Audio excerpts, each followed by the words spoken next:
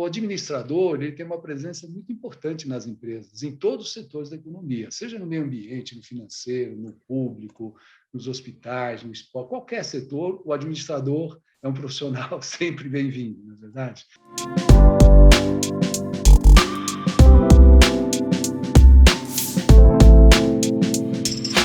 Olá, tudo bem? Estamos começando mais um ADM.co que chega na sua segunda temporada. Hoje o meu convidado é o José Roberto de Toledo, diretor superintendente e sócio do Grupo Lelo. Tudo bem, José Roberto? Tudo bem, Maria Rita? Tudo bem, um prazer estar aqui com você. Prazer é todo nosso, né?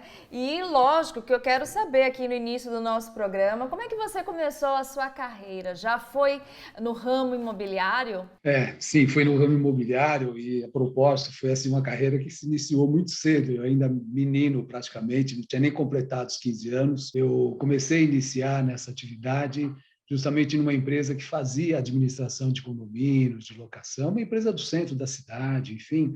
Na realidade, é um escritório de advocacia que se transformou em administração depois, que era uma tendência, não é? E lá eu comecei e fiquei durante 5 anos nessa empresa. Comecei pela base, lógico, pela base, né? Aprendendo todas as operações e tendo um relacionamento também com clientes lá na frente. Participei de assembleia de condomínio, enfim, cuidei assim da parte toda de back-office também. Então foi uma experiência muito ampla, porque eu era menino ainda e de lá eu adquiri muito conhecimento, muito na prática mesmo, né? Mão na massa. E a sua chegada, né, no Grupo Lelo? Você já está há mais de 49 anos, né, fazendo parte da empresa, é isso mesmo? É verdade, né? Impressionante como o tempo passa, como a vida também decorre assim com uma velocidade muito grande, né? Mas eu cheguei na Lelo em 1972, atendendo um anúncio de jornal. Eu estava no início ainda do meu curso de administração de empresas, né?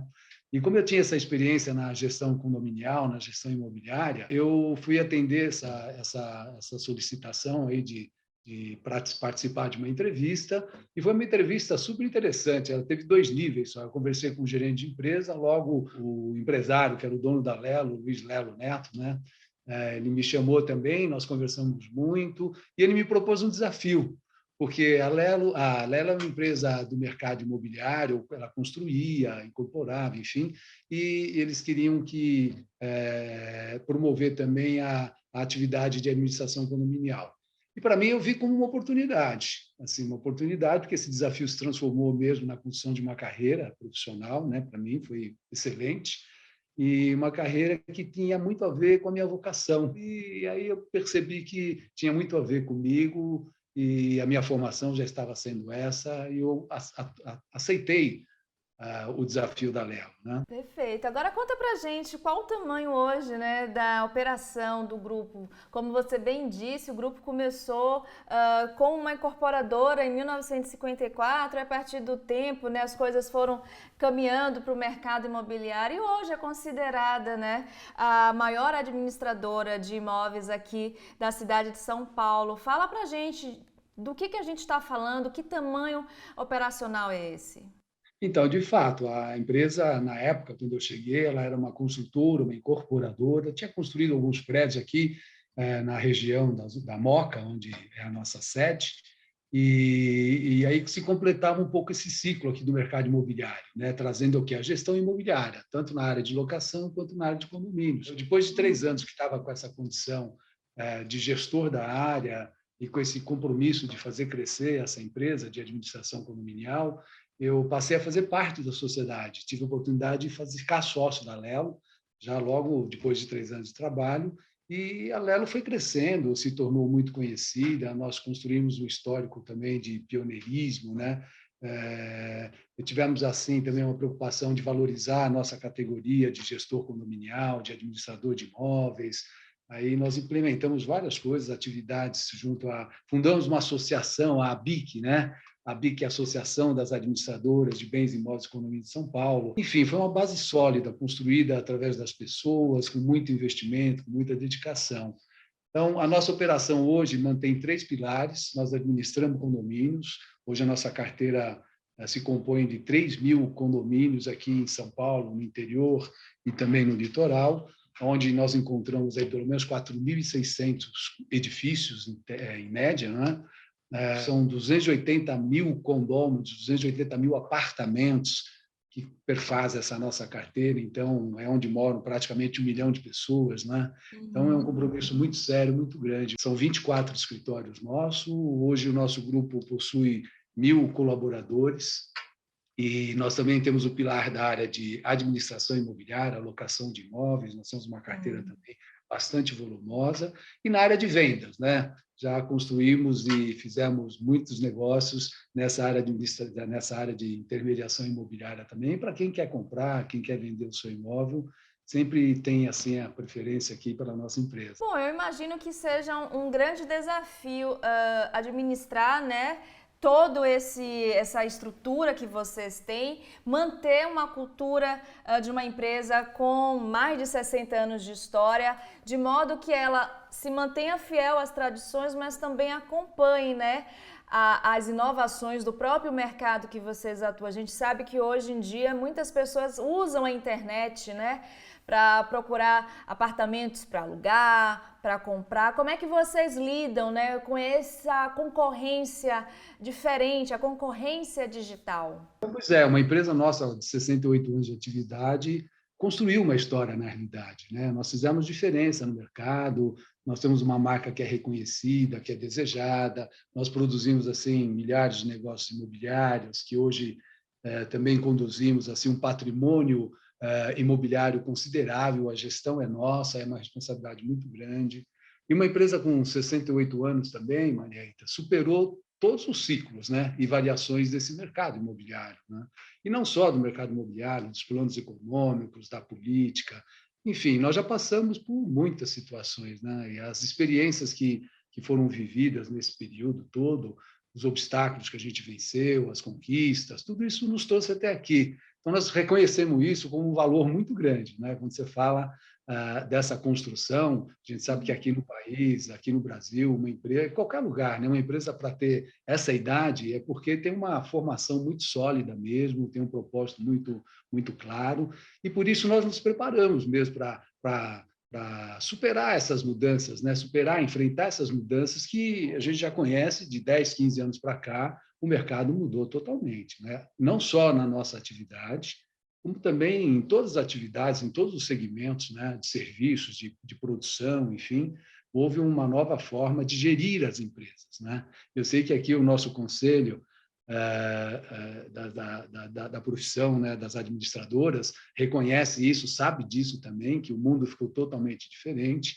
E, assim, um dos primeiros desafios nossos foi aprimorar a nossa cultura. Esse foi o primeiro ponto que nós já estamos desenvolvendo há alguns anos, né? E é um grande desafio, porque é um processo lento, ele não é assim um estalar de dedos que você fala, bom, agora nós estamos pensando diferente, a equipe está toda atualizada, com metodologias ágeis e assim por diante. Não, é um trabalho árduo, né? Um olhar amplo, de dentro para fora da empresa, que você precisa olhar mesmo, engajar o seu board, engajar o board da companhia, engajar toda a liderança, todos os colaboradores. O RH tem um papel fundamental nisso. É muito importante a participação do RH, e se trata de mudar o mindset, né? O norte dessa mudança de mindset para a gente é justamente colocar o cliente no centro. Eu acho que esse é o futuro das empresas, né? Quando a gente enxerga, né, essa possibilidade, você encontra uma firmeza de ações aqui, você encontra um engajamento muito mais firme, porque as pessoas se sentem contribuindo, né, para uma vida melhor. Agora, concorrentes digitais, isso é uma tendência em todos os segmentos, né? E ele decorre, na minha opinião, justamente em função dessa mudança do consumidor. O consumidor hoje ele tem todas as informações, ele tem acesso, às vezes ele sabe mais do que as próprias empresas sobre determinado assunto. Então, esse mundo ficou forte, e a tecnologia é que provocou tudo isso, essa mudança, né? A gente sabe disso.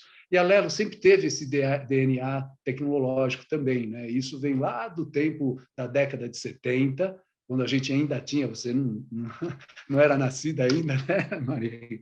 Mas, assim, nós tínhamos esse DNA porque nós tínhamos uma reserva de mercado, era difícil você ter equipamentos de tecnologia, sistemas, nem o computador pessoal existia nessa época. né?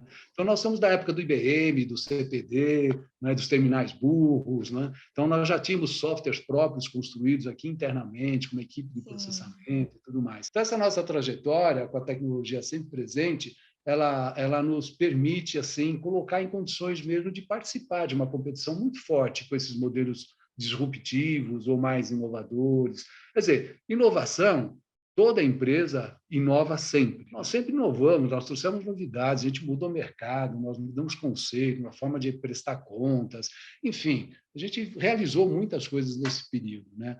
E a necessidade agora que a gente realmente percebeu é assim, percebemos até mesmo antes dos modelos disruptivos, tá?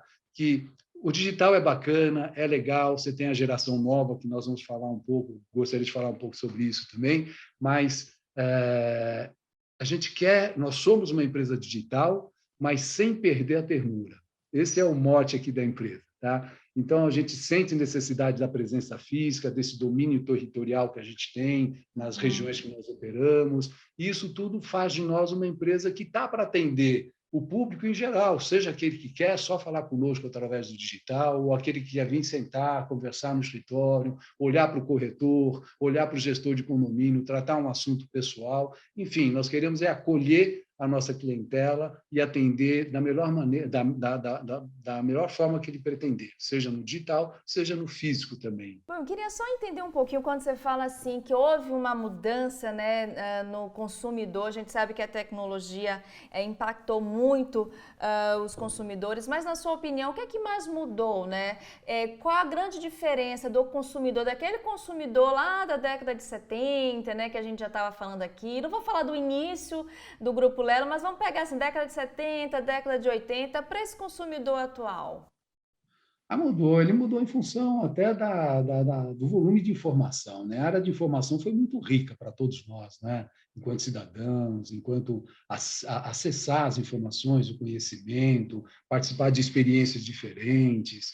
Enfim, eu acho que a vida também ficou tão atribulada, né? Tão concorrida, tão competitiva, e as pessoas têm que aproveitar o seu tempo justamente naquilo que lhe diz respeito, né? Na profissão, na família, no lazer, enfim. E as coisas têm que estar disponíveis hoje com muito mais facilidade, né? Então, a gente parte aí para várias tendências atuais aí de mercado, de consumo, e nós temos que ir nos adaptando a essas mudanças, né? Mas ele ficou mais exigente, ele realmente quer um atendimento diferenciado, personalizado, né? Então, aquela história, eu quero o Lelo para mim, o meu modelo é esse. Então, enfim, é uma série de posicionamento que o consumidor nos trouxe e a gente tem que atender essa demanda, né? E para você, então, qual seria a principal tendência do mercado imobiliário daqui para frente? Olha, eu acho que o mercado imobiliário ele tem uma tendência de continuar sendo um segmento importante, né, na nossa economia, não tem dúvida alguma. Nós tivemos um ano de 2021 assim, bastante promissor nessa área, inclusive, né, porque houve, depois da pandemia, uma visão diferente do morar. Você imagina nós, por exemplo, que administramos 3.000 condomínios, de repente você tem todas as pessoas ocupando as suas casas durante 24 horas por dia, né? Que foi essa espécie de isolamento que nós passamos aí nesse período todo.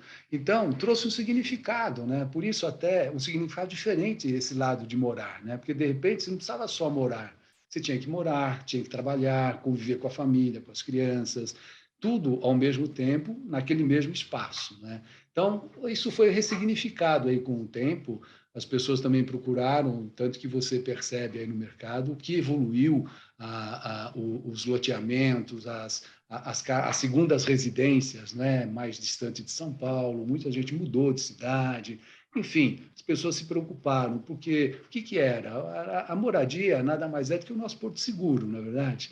É onde você chega ali, se estabelece, é o seu lugar de acolhimento e de segurança, não é? Então, eu vejo de uma forma muito promissora esse mercado imobiliário. Para esse ano de 22 também se promete muito, tem muitas oportunidades para os investidores, que eu acho que é um momento bom para investimento, né? Surgimos aí com os empreendimentos sustentáveis também, que tem um valor diferente, tem muito a ver com o SD, que a gente já tem em mente isso e praticando mesmo essas necessidades, essas práticas todas aqui. São os empreendimentos com energia renovável, energia limpa, com logística reversa.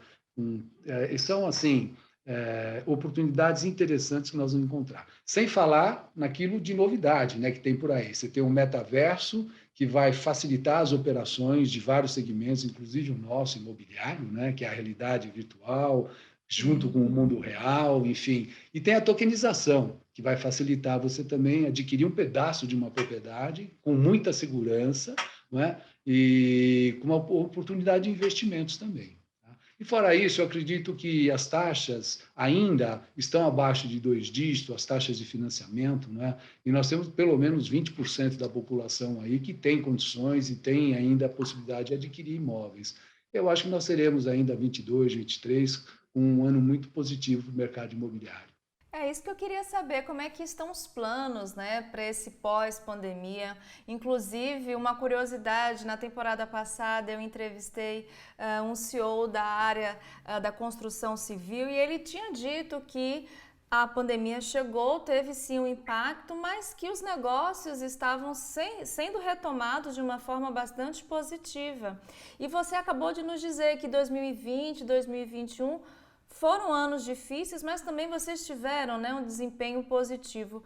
Como é que isso foi possível e quais são os planos, né, do Grupo Lelo para pós-pandemia? Pós-pandemia também é uma história bem interessante, né? Porque a pandemia ela trouxe esse desafio, né, para todo mundo e não foi diferente com a gente também, porque nós somos uma empresa digital, mas as questões práticas tiveram que ser resolvidas muito rapidamente. Naquela ocasião da pandemia, nós colocamos logo no final, na última semana de março, colocamos toda a nossa equipe em segurança, né, com 100% de atender as necessidades dos nossos clientes, né, e atender todos os desafios que, a partir dali, começaram, né, com essa pandemia. Né. E houve, como eu disse para você, essa ressignificação mesmo da moradia. Né. As pessoas procuraram no seu lar uma proteção, um ambiente mais adequado, e claro que isso trouxe para nós uma relação muito direta com os nossos serviços. Né?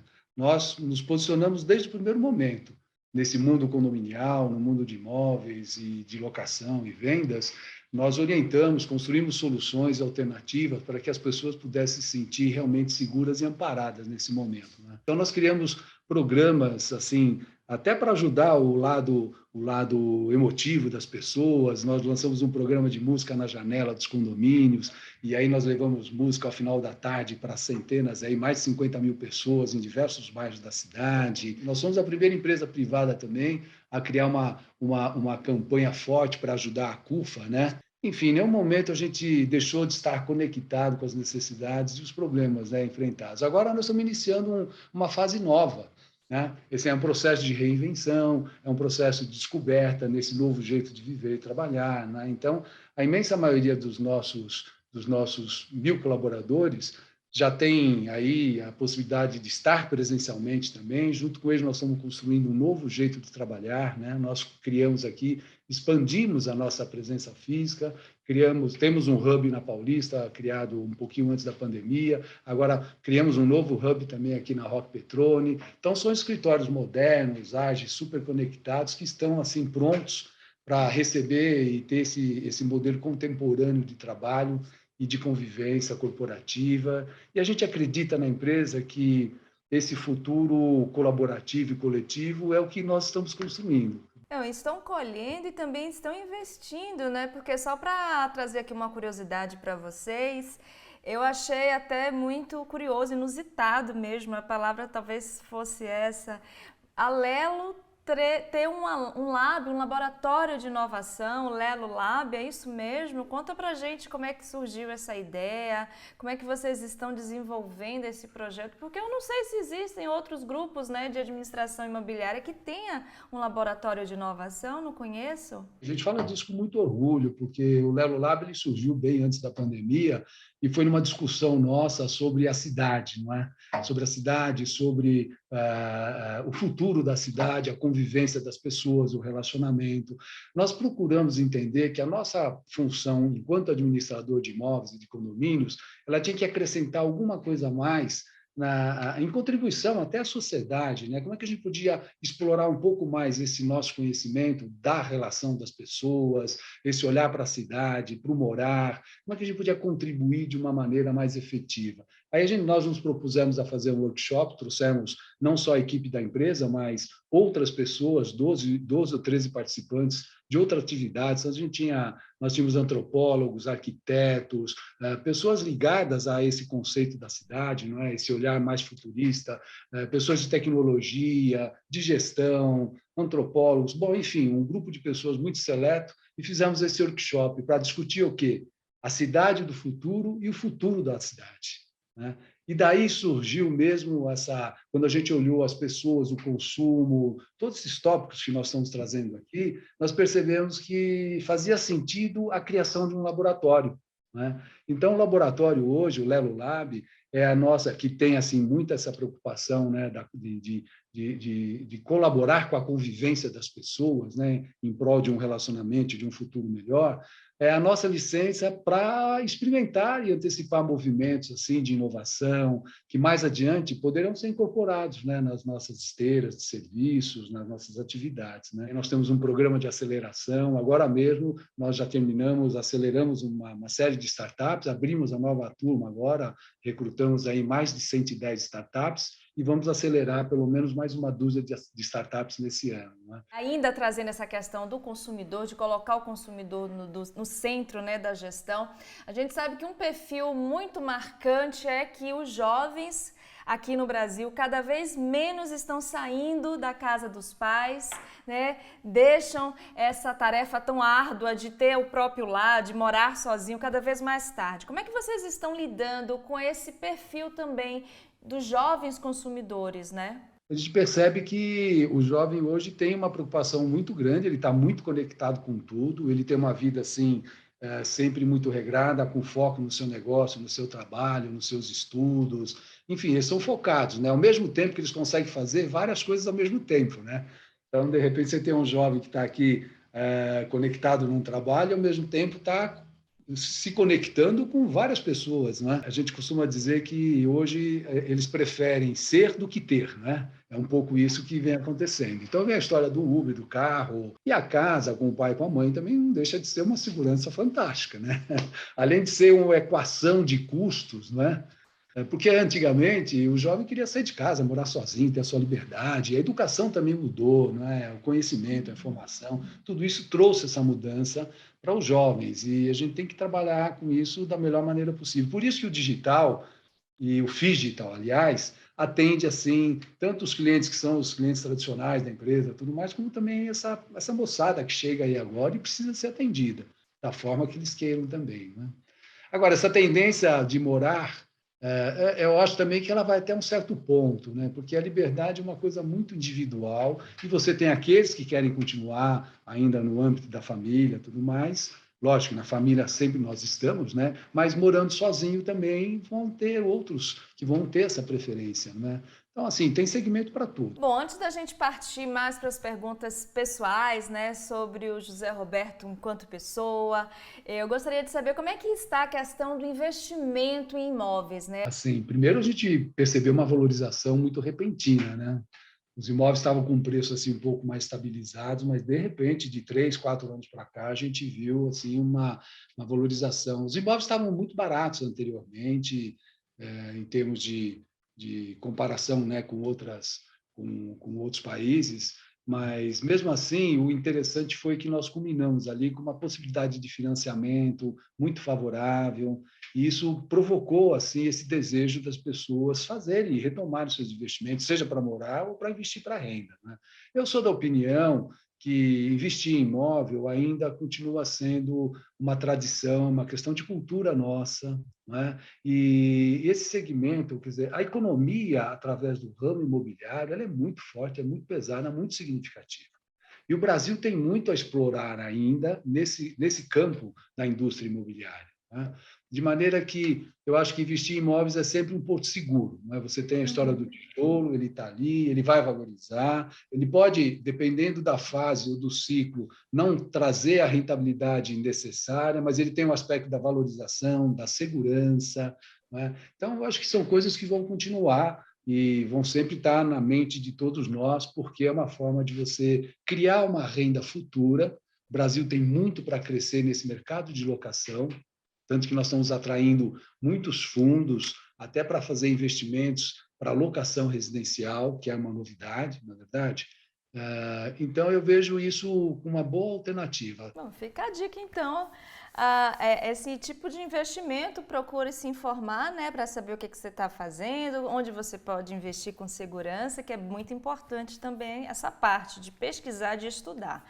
Agora eu quero saber do José Roberto como é que ele começou a se interessar pela administração. Você que começou a trabalhar muito cedo, aos 15 anos, já no ramo imobiliário. E a administração, como é que chegou na sua vida? A administração, ela chegou também, acho que foi uma vocação descoberta no meio do caminho aí, não é? Porque como eu comecei a trabalhar justamente numa área que envolvia conhecimentos, né, específicos, porque quando você vai cuidar de uma empresa ou participar de uma empresa que está em formação, ou quando você vem, como eu vim em paralelo, né, convidado a criar uma estrutura para fazer gestão imobiliária, você tem que ter todos os conhecimentos necessários para fazer uma gestão da empresa, né? Isso passa por pessoas, passa por processos, passa por estratégia, né, por propósito, enfim.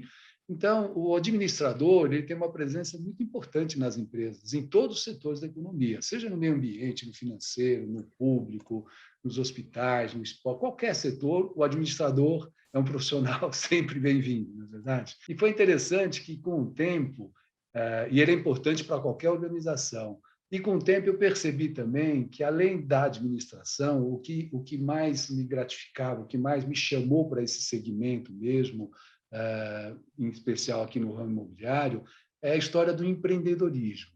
Então, para mim, foram vocações que uma acrescentou a outra, né? Do mesmo jeito que eu gostava da atividade de administrar, eu também percebi que eu tinha essa tendência do empreendedorismo, né? Eu não sei se é uma questão de segurança, nessa época que a gente era menino ainda, né? E você tinha os exemplos lá do avô, do próprio pai, das pessoas que trabalhavam muitos anos assim, numa indústria, enfim, mas eu queria ser um empreendedor, eu queria ter segurança, ter o meu negócio, tocar para frente isso e crescer e contribuir, né, também com as pessoas, com os funcionários, com a sociedade. Esse foi meu mote, e é um profissional que realmente cria essas condições, né? É uma questão de vocação. Vocação, empreender, é um objetivo de vida.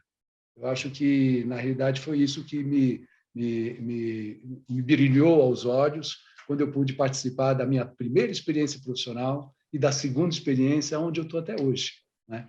Então, eu fico muito feliz de ter construído tudo isso junto com essa equipe toda que a gente tem aí, que é uma equipe maravilhosa.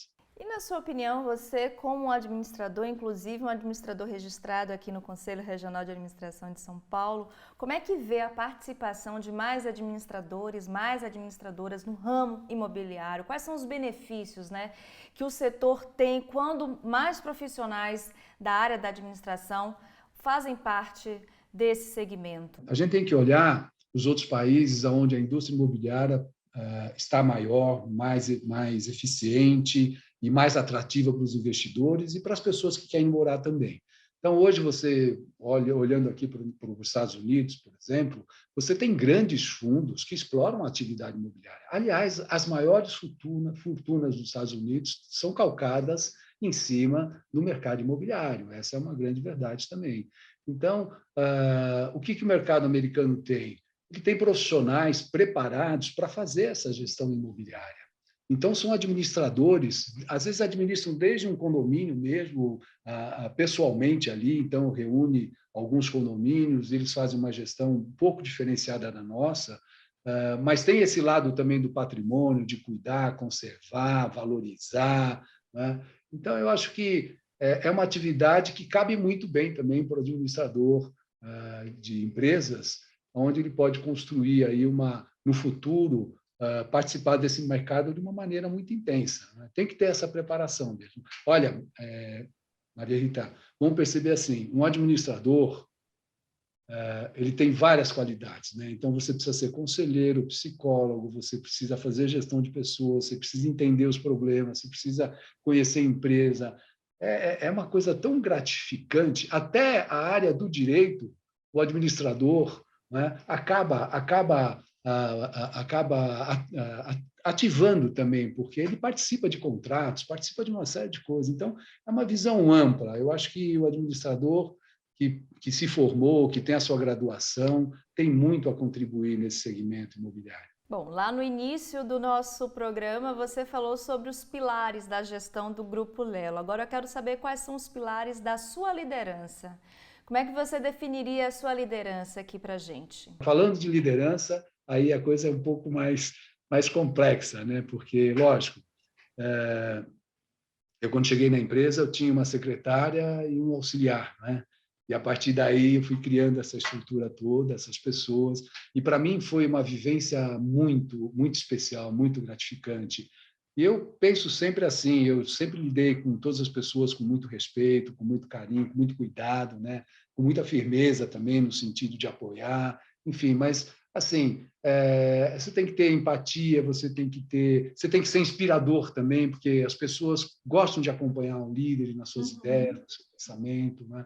Tem que ter conhecimento daquilo que você está fazendo, de como você estabelece os seus processos, as regras da empresa, como é que você trata o cliente, o clima organizacional, que é o relacionamento. Esse é um problema muito sério nas empresas, principalmente nas empresas mais competitivas, né?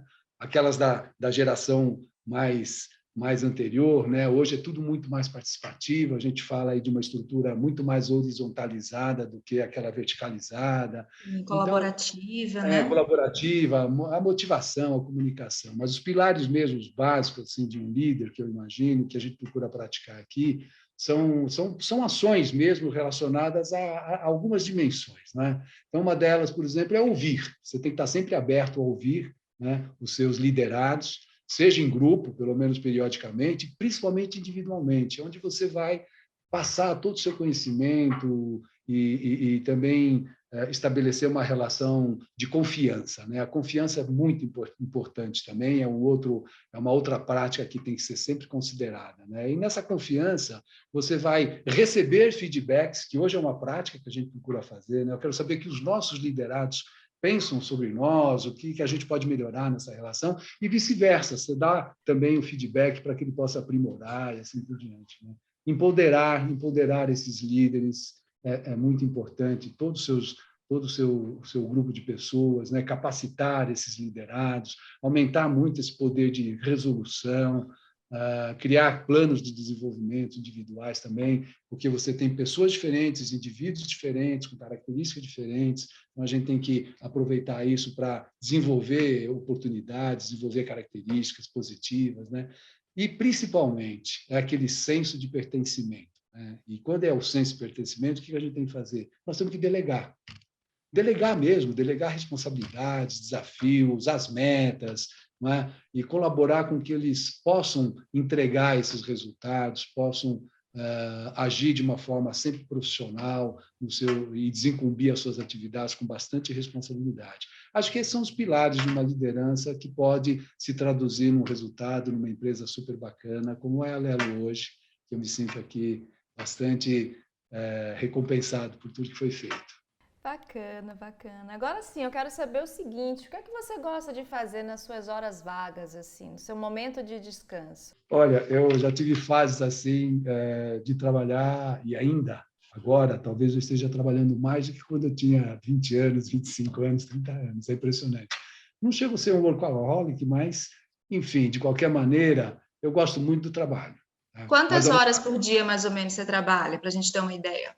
Olha, para você ter uma ideia, na época de pandemia, eu acho que nós passamos toda a liderança da empresa, nós trabalhamos no mínimo 10 horas por dia, no mínimo. E isso ainda prevalece um pouco, porque a mudança foi tanta, né? O futuro está tão diferente e esse retorno aí para o presencial, tudo isso, essa nova forma de atender a clientela, exigiu muita competência. Nós reestruturamos muita coisa na empresa nesse período de 2 anos, ampliamos, enfim, contratamos muito, nós não dispensamos uma pessoa, não cortamos um salário. Pelo contrário, a gente expandiu, cresceu, nós aumentamos o nosso público, nossa equipe em quase 15% nesse período. Então, foi assim. Então, nas horas vagas, eu o tempo que eu disponho, eu procuro estar com atenção para os amigos, para a família, que é um lado que também que me dá muita satisfação, né? Uhum. Acho que na vida a gente tem que criar os amigos, que é o grande valor que a gente leva lá na Sim. frente, né? E quando eu estou assim um pouco sozinho, então eu gosto de assistir um filme, ler um livro eventualmente, tal, mas são coisas dessa natureza. Lógico que gosto de viajar, já não viajo há 3 anos praticamente, né? Mas Uhum. gosto de viajar quando possível e passear aqui pela praia também, enfim. São essas coisas bacanas que a gente pode fazer com tranquilidade, né? E por falar em ler livros, né? Você daria alguma dica de leitura para a gente? Estamos sempre pedindo aqui para os nossos entrevistados uma dica de leitura. Pode ter a ver com o nosso assunto, que no caso hoje é o setor imobiliário, gestão imobiliária, ou então algum livro, algum título que tenha te impressionado, que te motive, que você acha importante. Nós temos aqui um filósofo, um pensador, um professor israelense, né, que é o Yuval Noah Harari, né? E eu gostei muito de ler o livro dele, que mostra um pouco esse desafio que nós estamos tendo, né? Como o mundo está hoje, o que vem acontecendo, a oportunidade, a profundidade aí, qual a consequência desses eventos que vai nos atingir a todos, né, individualmente mesmo, que a gente possa se guiar através deles, né, para saber como é que a gente vai encarar esse século todo. Porque, de repente, você olha para o planeta e fala, poxa, como é que vai ficar a nossa próxima geração aqui, os nossos filhos? Eu tenho um filho de 10 anos, né? Vai fazer 11 agora, e tenho uma filha bem mais velha também, que é a Moira, e, enfim, já é uma mulher formada, advogada, enfim. Então, essa convivência com 2 gerações também é interessante, para mim foi um aprendizado, né? Uhum. Mas você olha, então, para a geração mais nova e fala, bom, que planeta é esse que nós vamos habitar, vamos viver, né? E vamos conviver, né? Então, eu acho que esse livro que eu deixo aqui como recomendação, ele é 21 lições para o século XXI, né? Então, é interessante porque ele faz um apanhado geral desses eventos, ele lida muito com essa evolução da tecnologia, da inteligência artificial, dos algoritmos, trazendo para nós a impressão de que amanhã tem a possibilidade de nós estarmos todos muito conectados e ter esse poder das máquinas, né, dos cérebros, da inteligência artificial toda, começar a conduzir um pouco as nossas vidas, escolher o seu parceiro para casamento, enfim, uma série de outras coisas, porque serão tantas experiências, tantas informações, né? Tantos dados, né? Essa história dos dados também é impressionante, a evolução disso.